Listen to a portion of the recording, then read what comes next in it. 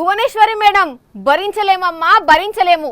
ఆ మాటలు అయ్యా అయ్యా మీ నోటి నుంచి కూడా ఇలాంటి మాటలు వస్తాయని ఎప్పుడు అనుకోలేదు. ఇంకా బూతులు చిచ్చి ఆ బూతులు వింటే చెవుల నుంచి రక్తాలు గారుడు పక్కా.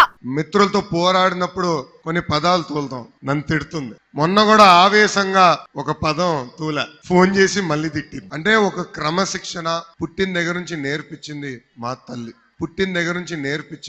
మా తల్లి. వామ్మో భువనేశ్వరి మేడం చాలా స్ట్రిక్టు. బూతులు మేడం కినోస్తే అది లోకేష్ అయినా ఇంకే కేష్ అయినా అస్సలకే ఊరుకోదు, తాట తీస్తుంది అని అనుకున్నారు అంతా. కానీ సీన్ కట్ చేస్తే ఇప్పుడు మేడం నోటి నుంచే వచ్చిన బూతులు వింటే చెవుల నుంచి రక్తం గారినంత పని అవుతుంది.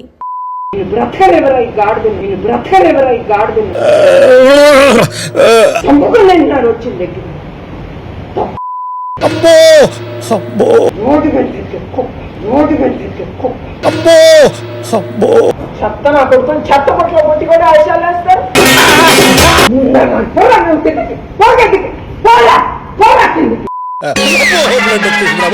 వామ్మో ఈ మాటలకు సెన్సార్ ఇస్తే మొత్తం కట్ చేయాల్సి ఉంటది అనుకుంటా. అప్పటికే అన్ని బీపులేసిండ్రంటనే అర్థం కావాలి భువనేశ్వరి మేడం గారి బూతులు ఎట్లున్నాయి అనేది.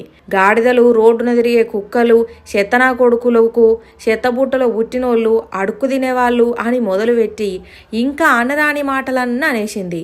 చీ ఏం చెప్పుడా మాటలు.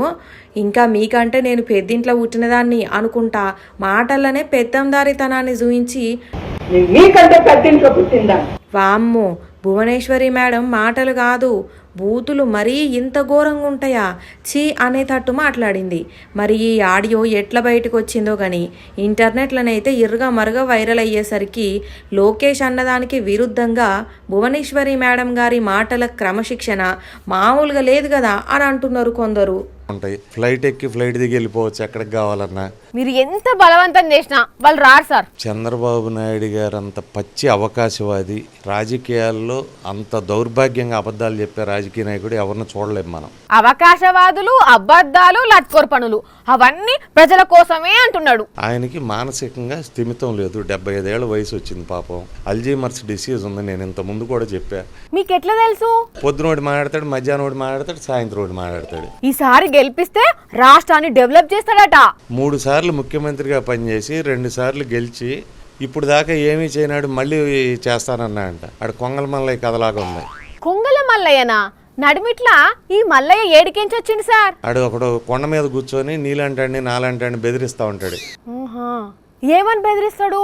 రే కోటింగ్ ఇస్తా, ఇటు వచ్చారంటే కాళ్ళు ఎరగొడతా, అది ఇది అంటుంటాడు. మనం భయపడి వెళ్ళిపోతుంటాం. అంటే మల్లయ్య పెద్ద పైల్వానే అయి ఉంటాడు. మరుసటి రోజు ఎవరో వెళ్ళి ఏంటి రోజు అందరిని బెదిరిస్తున్నాడు అని చెప్పి రారా కిందకి అంటాడు. వస్తాడా మరి? అంటే ఆడు రాడు. వచ్చానంటేనా నేను లేస్తే మగాడిని కాదంటుంటాడు. లే అంటాడు. వీడు లేచొస్తాడా?